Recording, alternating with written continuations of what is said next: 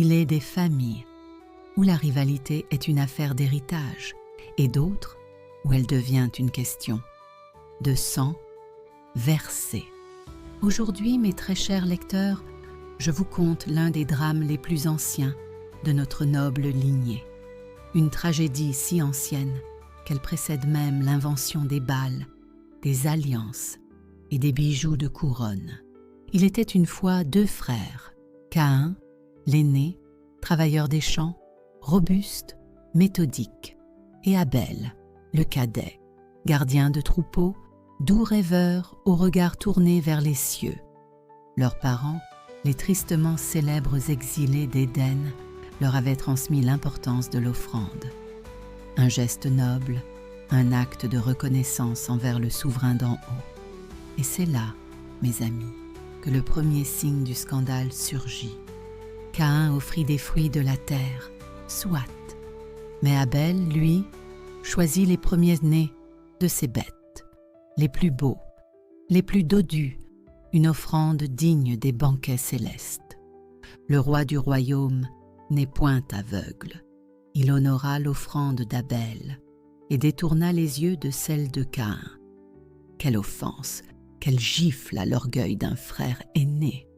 La jalousie, ce poison au goût sucré, s'insinua dans le cœur de Caïn comme un vin mauvais lors d'un dîner officiel.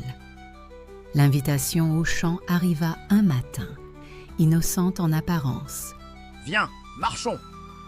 Mais sous le soleil, entre les herbes hautes et les parfums de blé, le sang d'Abel coula.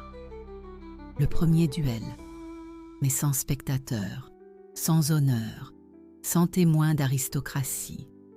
Un meurtre, fratricide. Le sol même, ce noble tapis offert à nos pieds, cria vengeance. Et le souverain entendit. « Où est ton frère, Caïn ?» ?»« Suis-je le gardien de mon frère ?» répondit l'ingrat, pensant berner, celui qui voit tout, même sous les masques poudrés et les intentions déguisées. La sentence fut à la hauteur de la faute. Exil, encore. Non plus un paradis perdu, mais une paix envolée. Caïn devint errant, marqué, isolé. Et le nom d'Abel, gravé dans la mémoire du royaume comme celui du premier innocent tombé.